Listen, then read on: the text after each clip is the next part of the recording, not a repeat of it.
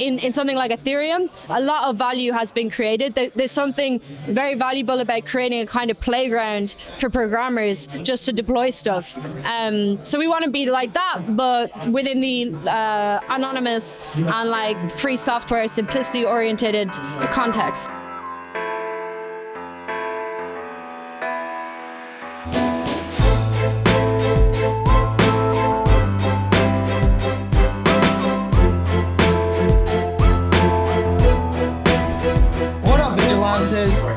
I'm here with DarkFi. Rose, how are you? And thank you for being with us.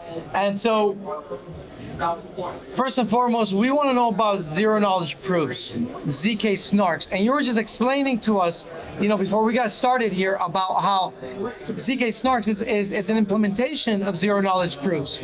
And that the Monero community is very weary of the way that ZK snarks has been implemented in crypto up till now because of something called the trusted setup. Can you please explain to the audience what this is? Trusted setup, popularized by Zcash when they did their first trusted setup in 2016. They've since done other trusted setups which are less trusted, but the basic idea is in order to generate what's called the circuit, which is the kind of backbone of any zero-knowledge implementation. In order to generate this backbone, this like fundamental base layer of your ZK proof system, you generate something called, in the process of creating that circuit, you generate something called toxic waste. What is toxic waste? It's basically information that's produced as part of this setup, which if you were to do the setup by yourself, you would have the ability to compromise the entire circuit. So what they do in Zcash, what they did is they split up the secret, the toxic waste, between many individuals. So it would only be if all of the individuals colluded that you would have this information that would be detrimental. And the way that it's detrimental is it will allow you to effectively print money. So you'll be able to compromise the circuit and like print non-existent coins. So it's a kind of existential threat to zero-knowledge implementations that rely on trusted setup. This concern over trusted setup meant that Monero community was very suspicious of Zcash. It's not the only reason. There's also the kind of more centralized approach to governance and other reasons. They kind of glowed.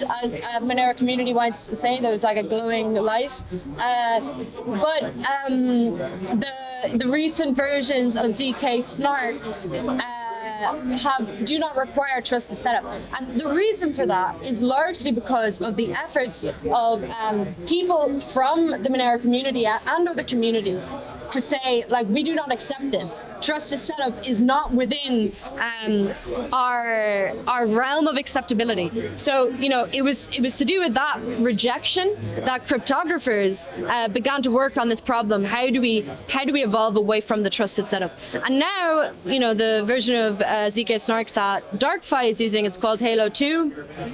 It uses the technique from bulletproofs to update its polynomial commitment scheme, basically to not have the trusted setup, which is great. And I expect snarks to continue to evolve in this direction, become more trustless over time. Right on. So right now in crypto, there is a cryptocurrency that has been causing a lot of waves, and that is Pirate Chain, because they use ZK snarks by default at the protocol level, something that Zcash does not do. What are your thoughts on Pirate Chain? I love it. I love the Pirate Chain community. I think that there's a definite requirement for an anonymous by default implementation of of Zcash. Zcash has this weird approach where they want to have both transparent addresses and shielded addresses. We know that the transparent addresses compromise the overall anonymity of the shielded addresses, to the extent where there was a study done by Mary Maller, the cryptographer, and a bunch of other cryptographers, where they basically said, okay, let's look at what information leakage is happening as a result of the small anonymity set, because so many people are using T addresses. Just to say quickly, when Zcash was first introduced, all of the exchanges adopted it. It was basically Bitcoin. They also had this ZK version, but it was at the time, ZK snarks were too heavy and too complicated to implement and to integrate into the exchanges. So to this day, most exchanges and wallets are using a transparent version of Zcash, which is basically Bitcoin, with some very minor changes. So this decreases the anonymity set. In the total anonymity is determined by the number of users. You can do, Mary Maller, she did like metadata analysis. She could see like, they could see like, oh, there's the miners getting the money, and there's the founder's fee. You can see like the people receiving that. So she could isolate a lot of the Zcash transactions. So Biochain is an approach to solve this problem, to create like a properly anonymous by default chain. I think that's really valuable. I think the Biochain community is very ideological, and I love that they're welcomed and supported by the Monero community, because we need to foster this kind of camaraderie among the anonymity focused layer ones. Right on. Now, I also want to ask you about, have you heard of Dero? D-E-R-O? Heard about it, but can't say I'm an expert. I mean, I'm like, they sometimes they say like hashtag DarkFi a lot in their posts, but I haven't looked into Dero deeply. Yeah. So let's talk about DarkFi. Because I spoke to MoneroTopia about DarkFi, and it seems like right now you guys have really been digging into like research and development. That's the impression I got. Yeah. That you guys are like taking your time to really scope out what the tools, the tools that are out there, and it's very beautiful, because when I spoke to Amir, it gave me a sense of like humility, because he sees you guys are seeing what's out there, and you guys are recognizing that there are a lot of tools, and that it's almost like you guys are taking your time. What has happened since then? This was like 4 or 5 months ago. What has happened with DarkFi? What's going on? Yeah, so I have some really exciting news to share, which is that we now have a blockchain. It's a proof of stake blockchain, using Ouroboros and some techniques from Streamlit, I believe. Not a blockchain programmer, but we have one, and we're now in the process of implementing that into the code base. So swapping out, we had a placeholder of a centralized database. We're removing that. We're putting the blockchain in. So very soon, like in a month or two, we will have a fully fledged testnet with a proof of stake blockchain running these anonymous smart contracts on this zero knowledge virtual machine that we have. So it's really coming together. And once we have the testnet, it will only be like some amount of months before we can actually deploy the mainnet. Some testing time I won't estimate, but like, I don't know, maybe 6 months. It depends on the testing.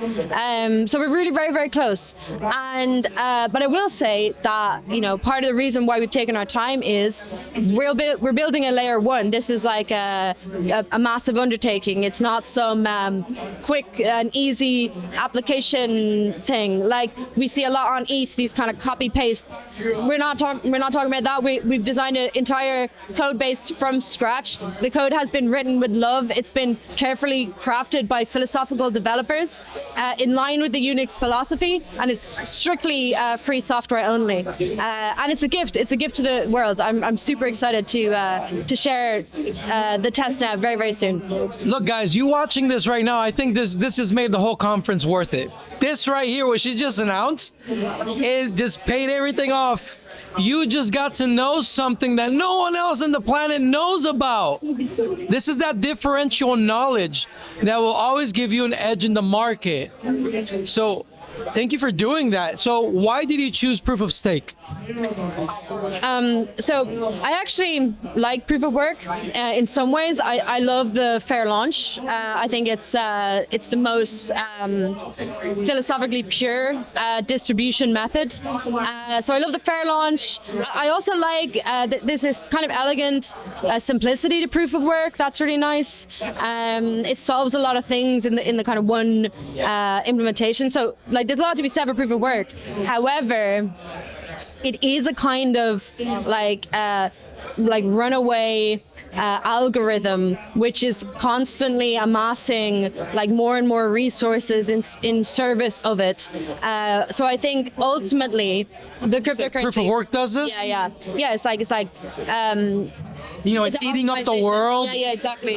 It's like a runaway process where it's just like everything turning into ASICs, to converting to ASICs to like run this algorithm more efficiently. And like the more people do proof of work, the harder it becomes. So it's like the more the difficulty increases. So like the more computers that you need. It's this kind of runaway process, which like could turn the entire world, if left to its logical conclusion, into like a giant ASIC farm. So I think we need to... Which I like personally. Okay, at the Crypto Vigilante, we are proof of work maximalists. You would be the only proof of stake project we would ever support. I'm just telling you right now.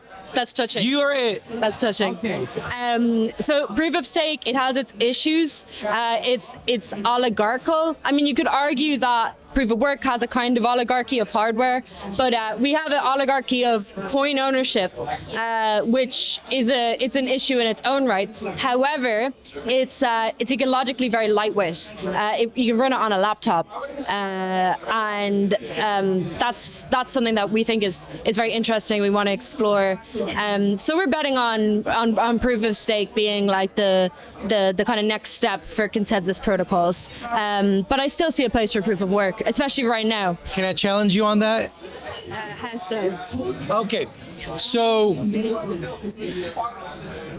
the one thing about proof of stake that bothers me, amongst the many things, is that, but the one thing is that, especially for something so beautiful and pure that you guys are building, and we've seen this happen before, is that we can get malicious entities to come in to own a bunch of the coin or voting rights within the system and overtake the process. And we've seen this happen in crypto.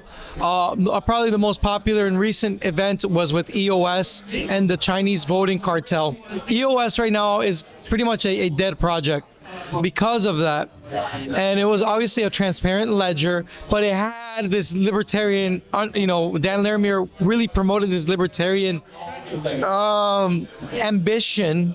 And we ended up having the Chinese communist government literally owning a bunch of the coin, and Chinese oligarchs and taking over EOS and killing the project.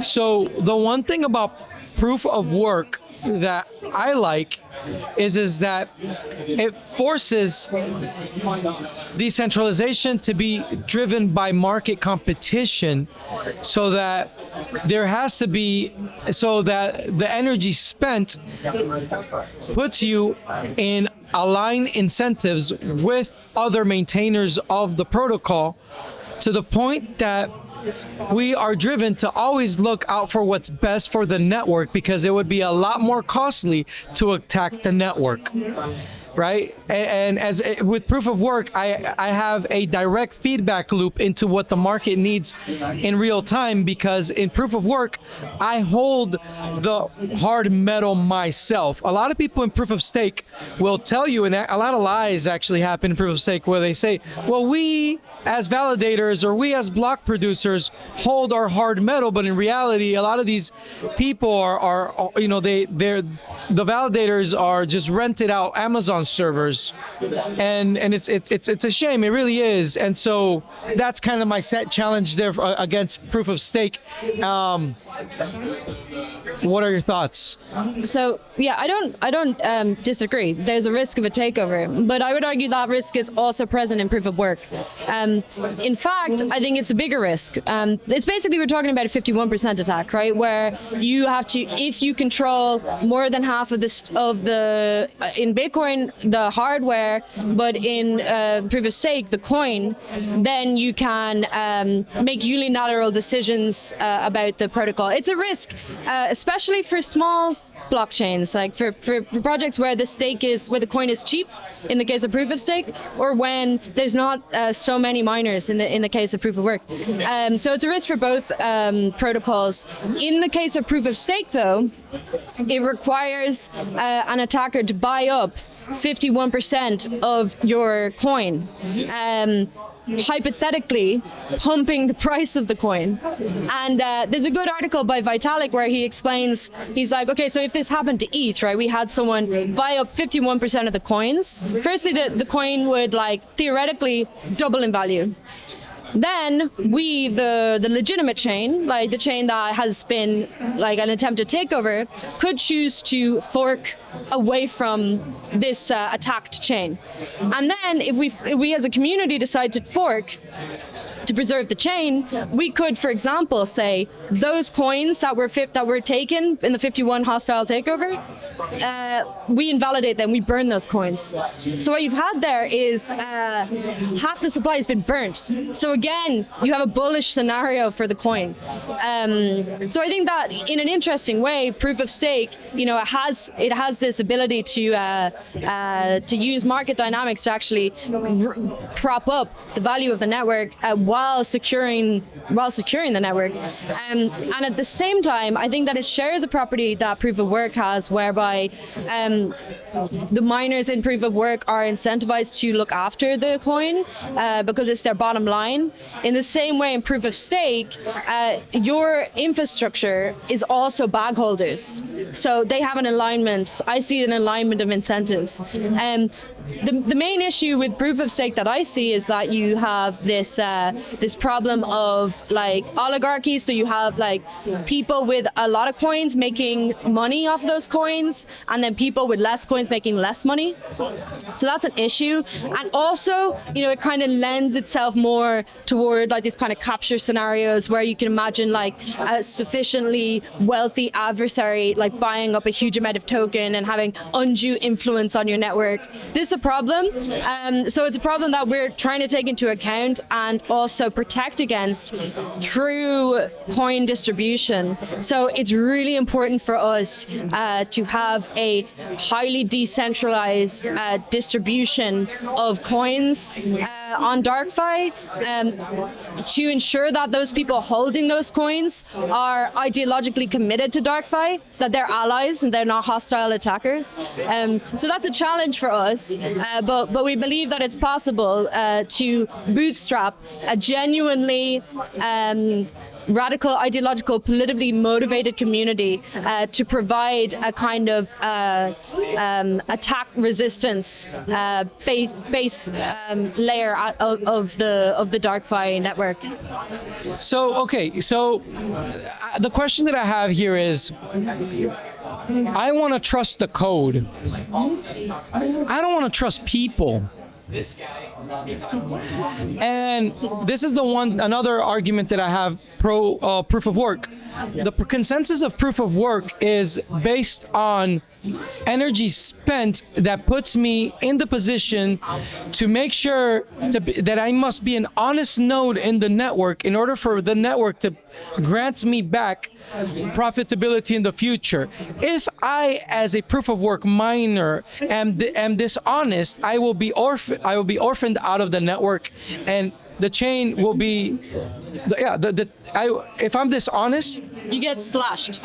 So like for proof of stake. Yeah. If that's what you guys call it. Yeah. Slashing, it doesn't mean you get orphaned. Like you can still like produce vote on blocks, but in the future. But it just means if you do something that's like actively malicious, you like propose like a faulty block, then you will lose some of your stake.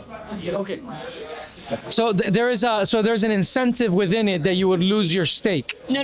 The incentive is to keep your stake. So that means you have to stay online and like validate the blocks correctly. But if you try to if you try to put false transactions or whatever, then you get slashed. Okay. So see, in proof of work, that incentive is that this is the incentive. The difference is that in proof of work, you are already slashed because you spend energy that you will never get back. Well, just to say, on proof of work, there's a similar cost, operational cost associated with it. And it's very capital intensive. So in order to participate in proof of stake, you have to lock up some large amount of tokens. I don't have the exact amount. But you can retrieve them back. They're locked up to stake. In order to unstake, it's like a process. Right. So like you consider them locked in like a bank vault that you cannot access. You cannot spend them. In order to take them out, you would stop staking. So you need to like shut down your staking operation. So the money it's a very capital intensive operation. So that brings in this extreme running cost, basically time value of money. Because of the fact that your money is locked up, it means you can't spend it elsewhere. Right. You can't, for example, use it for like trading on leverage. So you could be making way more money with that money somewhere else.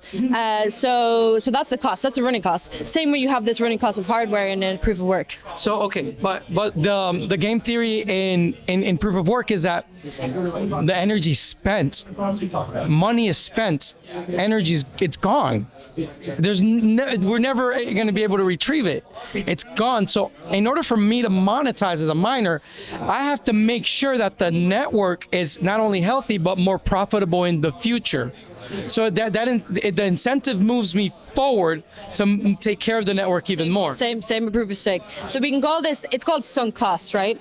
In proof of work, the sunk cost is the hardware expenditure and the energy requirements. In proof of stake, the sunk cost is the time value of money, the fact that you've locked up these funds. The fact that you've locked the funds, you've taken that bet, gives you an incentive to prop up the value of that network somehow. You want the coin to be worth something, otherwise your staking operation isn't worth enough to cover the sunk cost of locking up that money. So are you guys thinking about having your own coin? Proof of stake would necessitate that, but I won't go into too much detail. But yeah, proof of stake, you're gonna have to have, it's a layer 1, so yeah. When I was talking to Amir, I brought up a project that my buddies worked on. It was coin agnostic and it was called Open Transactions. Did he bring it up to you at all? I don't remember if he did. Yeah. Okay. Yeah.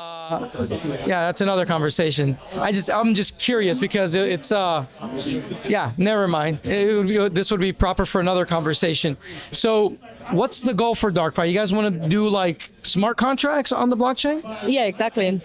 So we're very bullish on programmability, which is like basically if you give developers tooling and you reduce their barriers to entry and you write tools that inspire and empower developers as opposed to, enslaving them and restricting them like some software does, then you end up with runaway innovation. And the exciting thing is that zero knowledge cryptography is a fairly unexplored design space, and it implies a new paradigm of thinking about computation. You have this kind of hidden information where you can reveal some information and hide other information. So it allows for these new kinds of techniques, new kinds of designs of applications, which I truly believe is going to revolutionize software as we know it today. So that's what we're working towards. We see that in something like Ethereum, a lot of value has been created. There's something very valuable about creating a kind of playground for programmers just to deploy stuff. So we want to be like that, but within the anonymous and like free software, simplicity-oriented context. Rose, so I have this ambition that I want to share with you. I haven't shared it with anyone else outside my team. You want to hear this? Please. So I want to do a call for abstracts to all major faculties throughout the world, computer science departments, math departments, graduate PhD programs, a call for abstracts to have a cryptography symposium to bring out all of these cryptographers and introduce them to this world and to have commingling of ideas. Would you want to be part of that? Sounds beautiful. Yeah. Awesome. Yeah. So we're gonna do it with DarkFi, Crypto Vigilante and DarkFi. Yeah, I know you're busy, but I want to put it together. I want to do this, and it's not gonna be a conference where it's gonna be like the normal crypto conference. It's gonna be a very high-level cryptography conference where we're calling. Literally, it's a call for abstracts. We will review the abstracts being submitted by PhD candidates and actual PhDs that have working on stuff, and just to bring them out to mingle with our communities so that we can cross-pollinate ideas, and because there's so much talent there. And I want to do this because this we need to have these conversations. We need to go deeper. So I would love to have you involved. Nice. Yeah, you want to do that? Yeah, it sounds great. Awesome. Yeah.